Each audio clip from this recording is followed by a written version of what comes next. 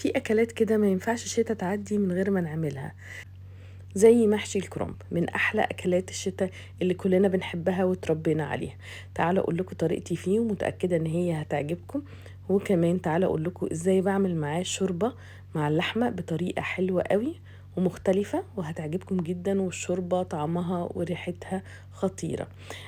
في الحلة على النار هضيف كمية من البصل كويسة مع كمية كبيرة من الزيت، وبحط كمان معلقتين من السمنة، وهسيبهم لحد ما ياخدوا لون. هحط عليهم عصير الطماطم الفريش، وكمان هنتبل بملح وفلفل وكمون، وبحب اضيف شوية شطة تديله طعم حلو قوي. وهغطي واسيبها لغاية ما توصل للشكل اللي انتوا شايفينه ده. مهم قوي انها توصل للقوام اللي انتوا شايفينه.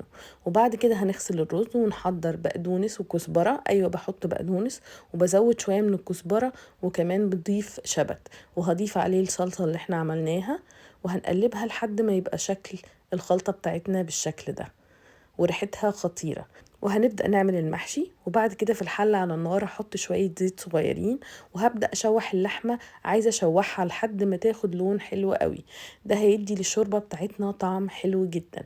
هشوحها على كل الجهات لحد ما تاخد اللون اللي انتوا شايفينه ده.